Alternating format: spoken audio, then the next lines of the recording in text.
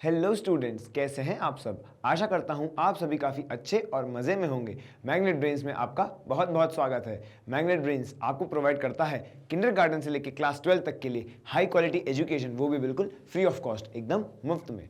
तो चलिए, हम पढ़ रहे हैं हमारी कक्षा 4 की हिंदी का पाठ्यक्रम। इसी क्रम में हम आ चुके हैं हमारे पाठ 8 पर। पिछले वीडियोस में हमने हमारे पाठ 7 और उनके अभ्यास पूर्णतः कंप्लीट कर लिए हैं, पूर्ण कर लिए हैं। पुरानी वीडियोस देखने के लिए आप आई बटन पर क्लिक कर सकते हैं या फिर उनका लिंक आपको डिस्क्रिप्शन में मिल जाएगा। चलिए, आज हम पढ़ने वाले हैं पाठ 8, ओणम के रंग। बच्चों, ओणम एक प्रकार का त्योहार होता है। उसी त्योहार के बारे में यह पाठ हमारी पुस्तक में दिया हुआ है।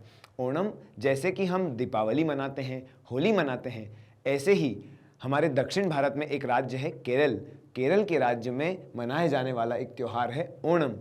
उसी के ऊपर यह पाठ आधारित है। जैसे कि हर त्यौहार के पीछे एक पौराणिक कथा होती है, कुछ मान्यताएं होती हैं, कुछ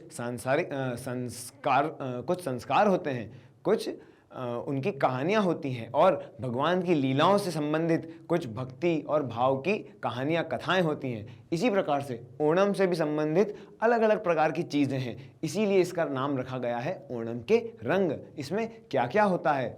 मुख्य रूप से यहाँ पर देखा जाता है नौका की दौड़, नौका दौड़ होती है। वह और भी अन्य प्रकार की जो चीज़ें होती हैं वही हम इस पाठ में पढ़ेंगे। तो चलिए शुरू करते हैं। संपूर्ण व्याख्या, ओणम के रंग। यह चित्र, यहाँ पर एक चित्र दिया हुआ है, देखिए इस चित्र को। ऐसी बड़ी नौका होती है, उस पर कई लोग अपने चप्पू लेकर के और नौका की दौड़ करते हैं और काफ़ी सारे लोग इकट्ठे होकर के इस दौड़ को देखते हैं। यह चित्र ओणम के त्योहार पर आयोजित नौका दौड़ का है। केरल राज्य का एक स्थान है आमतुल्ला। क्या नाम है उस जगह का? आमतुल्ला। ओणम के त्योहार पर यहाँ नौका दौड़ का आयोजन किया जाता है। नावों की प्रतियोगिता को देखने के लिए हजारों लोग एकत्रित होकर आनंद लेते हैं। नौका दौड़ के साथ साथ ओणम के और भी बहुत से आकर्षण हैं। तो आइए ओणम के रंगों का आनंद लेते हैं। हम भी देखते हैं ओणम में और क्या क्या होता है। एक तो हो गया नौका दौड़, जिसका चित्र हमारी पुस्तक में यहाँ पर दिया हुआ है।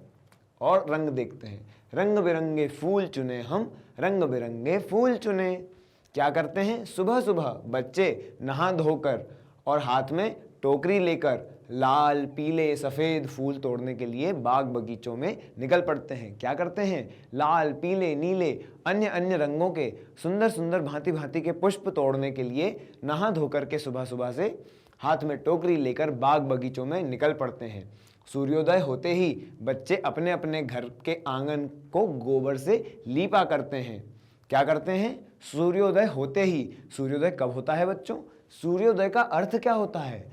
उदय होना मतलब होता है उगना या बाहर आना, और सूर्य यानी सूरज। जब सूरज उगता है उसे कहते हैं सूर्योदय का समय। यह होता है ब्रह्म मुहूर्त में, यानी कि सुबह 4 बजे से लेकर के 5, साढ़े 5 बजे तक। तो सूर्योदय होते ही बच्चे क्या करते हैं? ओणम के त्योहार के दिन अपने घर के आंगन को गोबर से लीपते हैं। गोबर से क्यों लीपा जाता है? लीपना मतलब क्या होता है? गोबर में पानी मिला करके अपने घर के आंगन के बाहर फैला देना, एक 5 मीटर ऐसे थोड़ी दूरी तक फैला देना। इससे एक तो यह शुभ का चिन्ह है, यह शुभ होता है, और दूसरा इससे बीमारियां आदि भी नहीं आती हैं। त्योहारों पर लीपा जाता है। गांव में तो रोज लीपा जाता था। तो बच्चे क्या करते हैं? गोबर से अपना आंगन लीपते हैं। फिर आंगन में पुक्कलम यानी कि फूलों की रंगोली बनाते हैं। जैसे हम रंगों से रंगोली बनाते हैं दीपावली पर, ऐसे ही पुक्कलम होता है फूलों की रंगोली। फूलों को सजाकर जो फूल सुबह तोड़ करके लाए थे उनसे एक रंगोली प्रकार की बनाते हैं, उसे कहते हैं पुक्कलम। क्या कहते हैं? पुक्कलम। पुक्कलम बनाते हैं। और इसी के साथ केरल में ओणम का त्योहार शुरू हुआ। शुरू कैसे होता है त्योहार? सुबह सुबह बच्चे सुबह उठ करके नहा धो करके पुष्प तोड़ करके आते हैं और फिर आते ही सूर्योदय होते ही अपने घर को, आंगन को गोबर से लीपते हैं। फिर उस पर पुक्कलम बनाते हैं और इसी के साथ ओणम का त्योहार शुरू हो जाता है। वर्षा के बादल छटते ही ठंडी ठंडी तेज हवाएं थम जाती हैं। यहाँ पर क्या बताया जा रहा है कि यह त्योहार कब मनाया जाता है? यह त्योहार मनाया जाता है जब वर्षा की बादल छट जाते हैं, यानी वर्षा ऋतु समाप्त हो जाती है। मतलब कि अगस्त के महीने के बाद, अगस्त के अंत या सितंबर में यह त्योहार मनाया जाता है। वर्षा के बादल छटते ही ठंडी तेज हवाएं थम जाती है और केरल की का प्राकृतिक सौंदर्य निखर उठता है। केरल का प्राकृतिक सौंदर्य निखर उठता है। केरल जो राज्य है बच्चों, वो बहुत ही सुंदर है, अपने आप में वहाँ बहुत सौंदर्य है, प्राकृतिक सुंदरता, पहाड़, जंगल, नदियाँ, बहुत ही सुंदर जगह है। पूर्व दिशा में सह्य पर्वत किस दिशा में है? केरल की पूर्व दिशा में। पर्वत के पीछे से जब सूरज निकलता है तो पश्चिम तट पर दूसरी तरफ जो घाट पर समुद्र की घाट हैं, समुद्र की लहरें चमकने लगती हैं। क्या करती हैं? जब इधर से सूर्य उदय हुआ तो इधर समुद्र के तट पर लहरें चमकने लगी, बहुत ही सुंदर दृश्य होता है। और समुद्र की तट की रेत कण दमकने लगी, समुद्र के जो तट पर जो रेत होती है वह क्या करने लगी?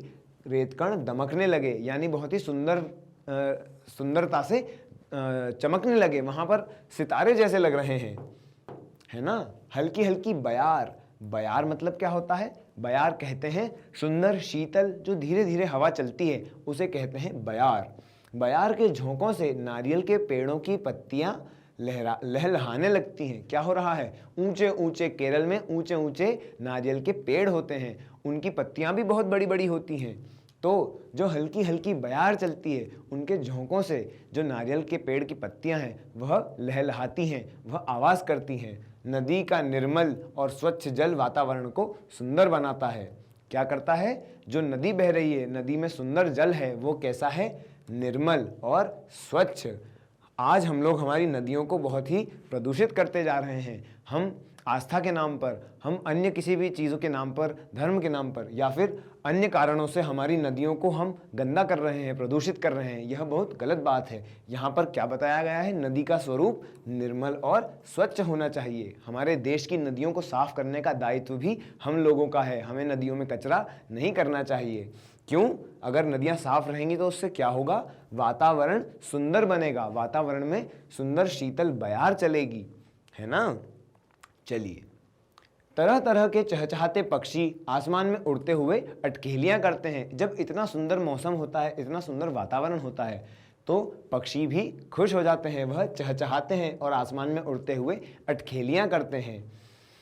रंग बिरंगी तितलियां खिले हुए फूलों पर मंडराती हैं, दिखाई देती हैं। क्या कर रही हैं? रंग बिरंगी तितलियां अलग अलग फूलों पर, जब अभी वर्षा ऋतु समाप्त हुई है और अच्छी सुंदर शीतल पवन बह रही है, तो तितलियां फूलों पर जाके बैठ रही हैं। नए नए फूल खिले हुए हैं वर्षा ऋतु के बाद, तो फूलों पर तितलियां मंडराती दिखाई देती हैं। ऐसा लगता है मानो प्रकृति केरल वासियों की महोत्सव ओणम का स्वागत करने के लिए पूरी तरह से तैयार है। वह पूरी तैयारी कर चुकी है। कौन? प्रकृति ओणम महोत्सव का तैयारी कर चुकी है। किसान उपज काट चुके हैं, है ना, और खलिहानों में धान भरे हैं। किसान क्या कर चुके हैं? उपज, यानी कि जो उनकी फसल जो उग चुकी थी वह कट चुकी है। बारिश के पहले ही गेहूं, सोयाबीन आदि कट जाते हैं, और जब पानी भर जाता है खेतों में वर्षा ऋतु के समय में, तब खलिहानों में धान भरे हैं। धान मतलब होता है चावल की फसल। ये देखिए, जहाँ ये जो आपको चित्र दिख रहा है बच्चों, यह चित्र है चावल की फसल यानी धान का। ऐसे पानी भर जाता है और उसके अंदर ऐसे छोटे छोटे पौधे लगा दिए जाते हैं, जो होते हैं धान के पौधे या फिर चावल के पौधे। इस प्रकार से होती है चावल की खेती। ठीक है बच्चों, तो ऐसा मौसम रहता है ओणम के समय पर। कहा जाता है कि ओणम का त्योहार एक पौराणिक कथा पर आधारित है।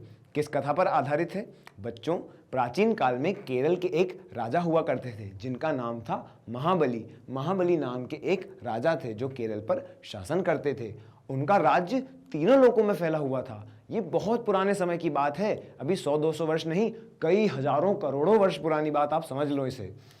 क्या था? उनका राज्य तीनों लोकों पर था, पृथ्वी लोक, स्वर्गलोक और पाताल लोक। तीनों लोकों पर उनका राज्य फैला हुआ था। महाबली के राज में लोग पूरी तरह प्रसन्न थे। वह धर्मोचित राजा थे। उनके शासन में, उनके राज्य में सभी प्रजा प्रसन्न रहती थी और फलीफूलित होती रहती थी। एक दिन महाविष्णु, भगवान विष्णु वामन का रूप धारण करके, वामन अवतार ले करके राजा महाबली के पास पहुंचे। एक दिन क्या हुआ? महाबली एक यज्ञ कर रहे थे और उस यज्ञ में भगवान जो महाबली थे राजा, वह भगवान के बहुत ही अनन्य भक्त थे। तो उनकी परीक्षा लेने के लिए, महाबली की परीक्षा लेने के लिए उनके यज्ञ में भगवान महाविष्णु वामन के रूप से, वामन का रूप धारण करके, वामन क्या होता है? वामन कहते हैं एक छोटी हाइट वाले, कम कद वाले व्यक्ति को वामन कहा जाता है। जिनका कद बड़ा नहीं हो पाता है ना, उन्हें वामन कहा जाता है। तो वामन का एक नाट्य ब्राह्मण का रूप धारण करके भगवान महाविष्णु महाबली के यज्ञ में आए। अब ऐसा कहा जाता है कि यदि यज्ञ में कोई आपसे कुछ मांगे, दान आदि, तो उसे देना अनिवार्य होता है, वरना वह यज्ञ सफल नहीं माना जाता। इसीलिए महाबली के पास पहुंच करके भगवान ने उनसे उनकी परीक्षा लेने के लिए 3 पग भूमि की याचना की। कितनी पग भूमि? 3 पग भूमि। और भगवान कैसे हैं? महाविष्णु हैं छोटे रूप में, वामन रूप में। उन्होंने कहा मुझे केवल 3 पग भूमि चाहिए। महाविष्णु ने, महाबली राजा ने क्या सोचा? उसने सोचा कि अरे मैं तो 3 लोकों का राजा हूँ, 3 पग भूमि देना क्या बड़ी बात है। लेकिन यह उनकी परीक्षा थी। तो महाबली ने इसे तुच्छ दान समझकर तुरंत स्वीकृति दे दी कि ले लीजिए, आप 3 पग में कितनी भूमि ले सकते हैं, ले लीजिए। लेकिन वह तो भगवान है। महाविष्णु ने तत्काल अपना वामन रूप त्याग दिया और क्या करा? वह त्रिविक्रम रूप धारण कर लिया। त्रिविक्रम यानी कि तीनों लोक, अखंड ब्रह्मांड के मालिक, उस सब पर राज करने वाले, वो त्रिविक्रम रूप धारण कर कर ब्रह्मांड तक फैल गए। स्वर्ग के भी ऊपर, ब्रह्मलोक तक भी उनका पार नहीं था, वह अखंड ब्रह्मांड में फैल गए। इस प्रकार से बहुत बड़ा रूप धारण कर लिया, जैसा यहाँ चित्र में दिख रहा है। और उन्होंने केवल 2 पग में ही स्वर्ग, भूमि और पाताल, तीनों लोक, जितनी संपत्ति महाबली राजा के पास थी, 2 पग में ही वो पूरी नाप ली। 1 पग में स्वर्ग और भूमि, अगले पग में पाताल, पूरा नाप लिया। और अब तीसरा पग कहाँ रखना है, यह सोचने के लिए उन्होंने राजा महाबली की ओर प्रश्नात्मक दृष्टि से देखा। कैसे देखा? प्रश्नात्मक दृष्टि से। प्रश्नात्मक मतलब प्रश्न करती हुई दृष्टि से, संदेह की दृष्टि से कि अब मैं तीसरा पग कहाँ रखूं, क्योंकि कोई जगह ही शेष नहीं रह गई। मैंने पूरी धरती नाप ली, पूरा ब्रह्मांड नाप लिया, स्वर्ग, पाताल, भूमि सब हो गए। तब महाबली ने महाविष्णु को तीसरा पग धरने के लिए अपना सिर दे दिया और कहा, प्रभु आप तीसरा पग मेरे शीर्ष पर रख दीजिए। देखिए, महाबली राजा घुटनों पर बैठ गए और कहा कि अभी आपने पूरी संपत्ति तो नाप ली, लेकिन मैं अपना शरीर सहित तो अभी मेरे पास बाकी है, आप यहाँ पर पग रख दीजिए। इसी से साबित हुआ कि महाबली कितने बड़े भक्त थे और भगवान इससे प्रसन्न हुए। तो यह प्रसन्नता से क्या हुआ? महाबली के इस व्यवहार से प्रसन्न होकर महाविष्णु ने महाबली को पाताल लोक का राजा बना दिया। पाताल लोक का राज्य धरती और स्वर्ग से भी बहुत बड़ा है। उन्हें बहुत बड़ा राज्य सौंप दिया। महाबली ने पाताल लोक जाने से पहले भगवान से, महाविष्णु से एक याचना की कि हर वर्ष केवल एक बार उन्हें अपनी प्रजा से, जो यहाँ भूमि पर, धरती पर है, उस प्रजा से मिलने आने के लिए धरती पर उन्हें आना है। वो उस यहाँ पर आने की अनुमति चाहते हैं। महाविष्णु ने इस बात की अनुमति दे दी, इस मांग को स्वीकार कर लिया। जनता की मान्यता है कि तब से ही महाबली अपनी प्रजा से मिलने के लिए, उन्हें देखने के लिए वर्ष में एक बार केरल आते हैं और महाबली के स्वागत के लिए इसी दिवस को केरल के लोग ओणम के त्योहार के रूप में मनाते चले आ रहे हैं। ठीक है बच्चों, यह जो त्योहार है, ओणम का त्योहार कब मनाया जाता है? ओणम का त्योहार श्रावण महीने में, जब श्रावण महीने में श्रावण नक्षत्र लगता है, उस दिन यह ओणम का त्योहार मनाया जाता है। प्रत्येक वर्ग के लोग, कोई ऊंचा नीचा नहीं होता इस त्योहार में। प्रत्येक वर्ग के, हर प्रकार के लोग अपनी चिंताओं, दुख दर्द को भूलकर धूमधाम से इस पर्व को मनाते हैं। महाबली के शासन से संबंधित एक सुंदर लोकगीत लोगों के होठों पर अब भी जीवित है। एक लोकगीत पुराने समय से चला आ रहा है कि जो महाबली का शासन था वो कैसा था। वह लोकगीत कुछ इस प्रकार है। महाबली के राज में सब जन एक समान, दुख दरिद्रता का नाम नहीं, डाका नहीं, धोखा नहीं, झूठे वचन कोई नहीं, जाली तराजू नहीं, नाप में कमती नहीं, छल कपट का प्रपंच नहीं, हर कहीं प्रेम प्रसन्नता छा रही। इस प्रकार का राज्य था महाबली का। कैसा? सब जन एक समान, कोई भेदभाव नहीं था, दुख दरिद्रता का नाम नहीं था, कोई ना दुख था, ना दरिद्रता थी, ना गरीबी थी, कोई डाका नहीं डालता था, कोई चोरी नहीं होती थी, कोई धोखाधड़ी नहीं होती थी, कोई भी झूठ नहीं बोलता था। और जाली तराजू, जाली मतलब कि बोलते हैं नकली को, कोई नकली तराजू में फेरबदल करके सब्जियां कम ज़्यादा नहीं करता था। नाप में कमती नहीं, जितना नाप है उतनी ही चीज़ें मिलती थी। कोई छल कोई कपट का कोई प्रपंच नहीं था और हर कहीं प्रेम प्रसन्नता छा रही। इस प्रकार से केवल प्रेम और प्रसन्नता उनके राज्य में छाई रहती थी। ठीक है बच्चों, तो ये लोकगीत प्रसिद्ध है। तिरुवोणम के दिन, तिरुवोणम का दिन कहते हैं जिस दिन श्रावण मास में श्रावण नक्षत्र पड़ता है, उसे कहते हैं तिरुवोणम का दिन। तिरुवोणम के दिन बड़े सवेरे लोग महाबली के स्वागत के लिए तैयार हो जाते हैं। हर घर का हर सदस्य परिवार के मुखिया से हाथों से नए कपड़े लेकर के पहनता है। फिर सभी लोग ओणम मनाने की तैयारियां करने लगते हैं, जैसे कि फूल चुनना, फूलों से रंगोलियां बनाना, है ना, महाबली और भगवान विष्णु की ऊंची ऊंची बड़ी बड़ी मूर्तियां सजाना, उन मूर्तियों के सामने ऊंचे ऊंचे दीपदान जलाकर रखना। इस प्रकार से ओणम की तैयारियां की जाती हैं। और चावल के आटे से नन्हे नन्हे सफ़ेद द्रोण पुष्पों की मूर्तियां को सजाया जाता है। चावल के आटे और नन्हे नन्हे द्रोण पुष्पों से, सफ़ेद रंग के छोटे छोटे पुष्प होते हैं, और चावल के आटे से उन मूर्तियों को सजाया जाता है। ओणम के भोज में, अब ओणम में जैसे हर त्योहार में कुछ ना कुछ भोज बनता है। राखी पर कहीं कहीं पर घेवर फेनी का बहुत प्रचलन होता है, तो कहीं पर तिल गुड़ के लड्डू, जब संक्रांत का मौसम आता है, संक्रांति आती है जनवरी में, तो तिल गुड़ के लड्डू खाए जाते हैं। इसी प्रकार से ओणम के भोज में क्या प्रसिद्ध है? चावल, सब्जियां, खीर, पापड़ और कई प्रकार के स्वादिष्ट फल होते हैं। ओणम के उपलक्ष्य में विशेष प्रीति भोज आयोजित किए जाते हैं। प्रीति भोज के बाद लोग अपनी अपनी रुचि के अनुसार खेल कूद में, कविता, प्रसंग, संगीत, नृत्य में हिस्सा लेते हैं। अलग अलग प्रकार की गतिविधियां करते हैं, जैसे खेलकूद, कविता, प्रसंग, संगीत, नृत्य आदि, है ना। केरल के विशेष खेल कौन से हैं? जैसे कि तलपंतुकली या फिर किलिंतटुकली। इस प्रकार के खेल, या फिर ताश, शतरंज आदि में पुरुषों की रुचि होती है। इस प्रकार के खेल खेले जाते हैं। ओणम के त्योहार का एक प्रमुख आकर्षण होता है नौका विहार, जिसके बारे में हमने इस पाठ के शुरू में पढ़ा था। नौका विहार, लोग नौका में नदी में घूमते हैं और नौका की दौड़ की जाती है।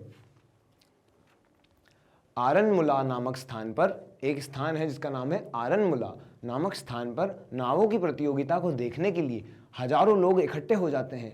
केरल में कई जगह सुप्रसिद्ध नृत्य कथकली, इसका नाम आपने अवश्य सुना होगा। कथकली नाम का नृत्य आयोजित किया जाता है। और जो लड़कियां होती हैं वह भी अपने नृत्य और उनके भी अपने खेल होते हैं, जैसे कि तुम्बितुल्लल और कैकोटिकल्ली। तुम्बितुल्लल और कैकोटिकल्ली, इस प्रकार के खेल लड़कियों के लिए होते हैं। और झूला झूलना आदि जैसे प्रकार के खेल लड़कियां खेलती हैं। विश्वास किया जाता है कि तिरुवोणम के यानी ओणम के तीसरे दिन महाबली पाताल लोक लौट जाते हैं। इसीलिए तिरुवोणम के दिन आंगन में बनाई गई कलाकृतियां महाबली के चले जाने के बाद ही हटा ली जाती हैं। केरलवासी बीते हुए ओणम की मधुर यादों में और अगले ओणम की आने की प्रतीक्षा में साथ साथ अपने कार्यों में लग जाते हैं। इस प्रकार से 2 दिन का 3 दिन का यह त्यौहार मनाया जाता है। और तीसरे दिन सारी तैयारियां, सारी मूर्तियां, सारी सजावट हटा ली जाती है। क्यों? क्योंकि तीसरे दिन ऐसा माना जाता है कि राजा महाबली वापस पाताल लोक को लौट जाते हैं। इसी प्रकार से हमने देखे ओणम के रंग। बच्चों, यह व्याख्या आपके लिए प्रस्तुत की है के.सी. नायर द्वारा। ठीक है बच्चों, तो इसी के साथ हमने देखा कि कैसे दक्षिण भारत के एक राज्य केरल में एक त्यौहार मनाया जाता है ओणम। उस ओणम में कैसी भांति भांति की गतिविधियां होती हैं, कैसे खेल होते हैं और कैसी नौका विहार होता है, और वह कैसे भगवान की पौराणिक कथा से संबंधित है ना। इस प्रकार से हमने यह पाठ पढ़ा। आशा करता हूँ आपको यह समझ में आया होगा, बहुत रोचक लगा होगा। मिलते हैं अगले वीडियो में, जिसमें हम करेंगे इस पाठ का अभ्यास। अन्य वीडियोस को देखने के लिए आप विजिट कर सकते हैं मैग्नेट ब्रेन्स का यूट्यूब चैनल, मोबाइल एप्लीकेशन या फिर वेबसाइट। मैग्नेट ब्रेन्स आपको प्रोवाइड करता है हाई क्वालिटी एजुकेशन, वो भी बिल्कुल फ्री ऑफ कॉस्ट इन सारी गिवन बोर्ड्स के लिए। ई नोट्स और ई बुक्स का लिंक आपको डिस्क्रिप्शन में मिल जाएगा। इस वीडियो को ज़्यादा से ज़्यादा लाइक करें, शेयर करना ना भूलें, हमारे चैनल को सब्सक्राइब करके जाएं और मिलते हैं अगले वीडियो में। बहुत बहुत धन्यवाद।